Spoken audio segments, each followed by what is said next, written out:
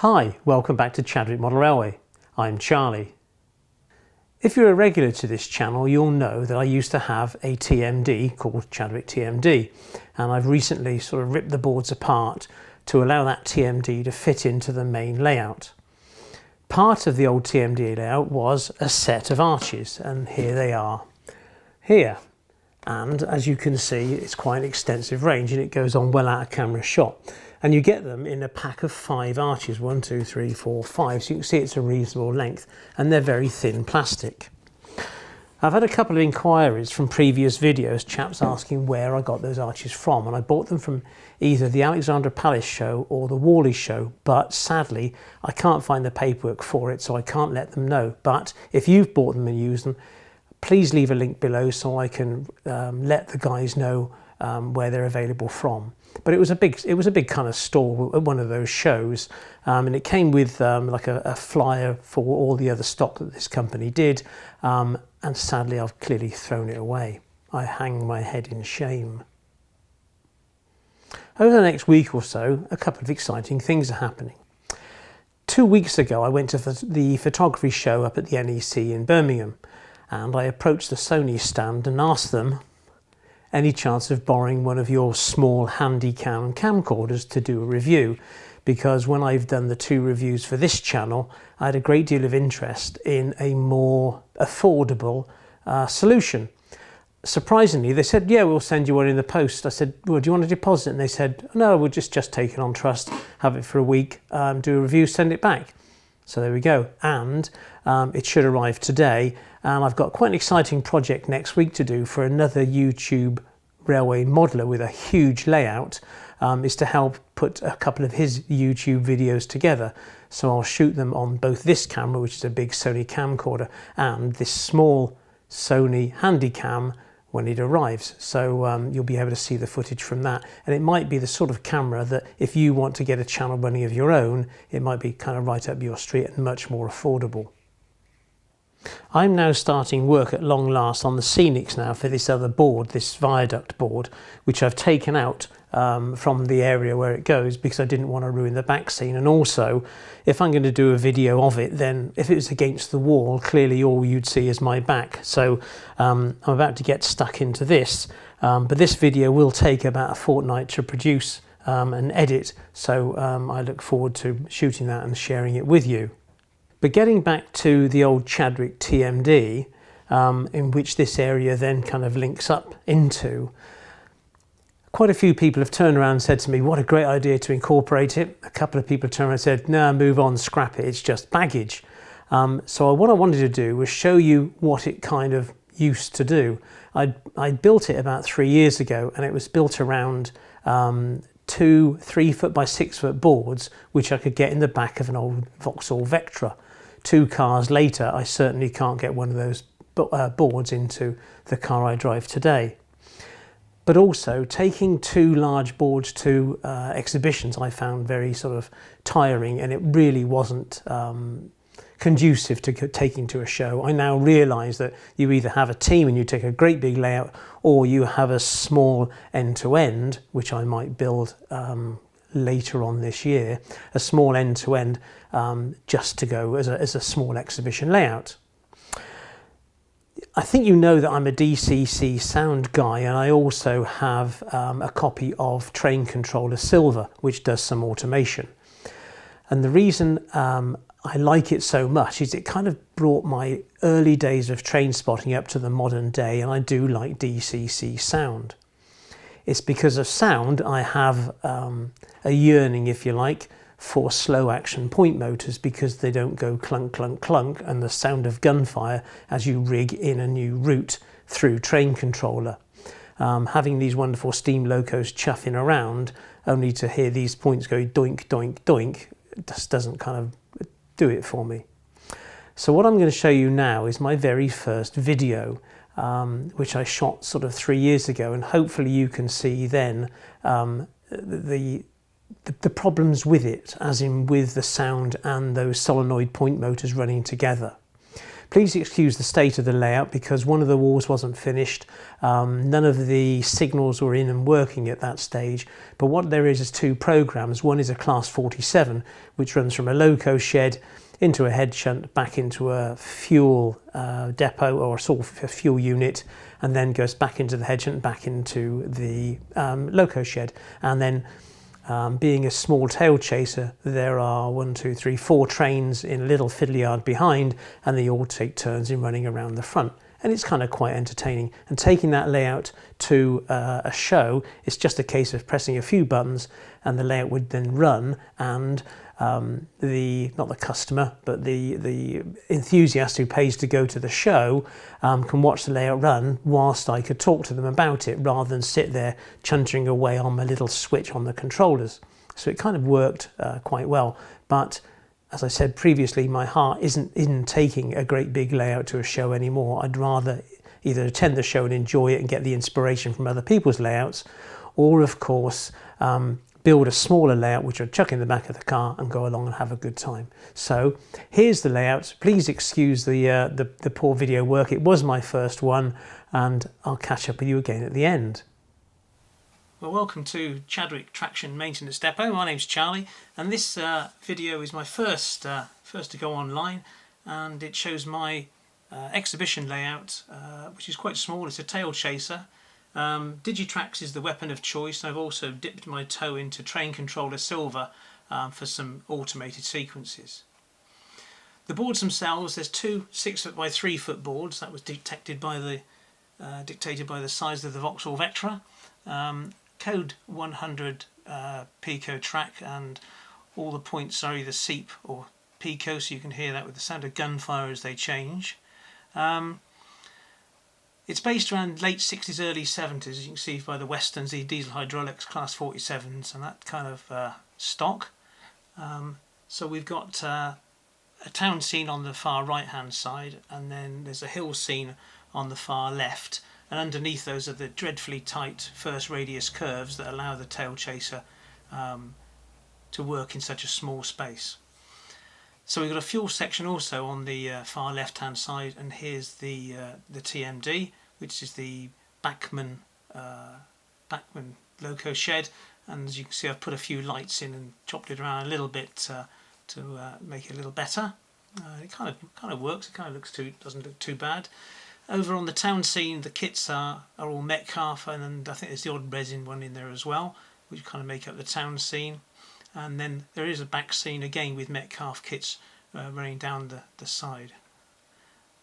The archways on the back scene there need to be weathered in, but I must confess I can't really figure out the best way of doing it as yet.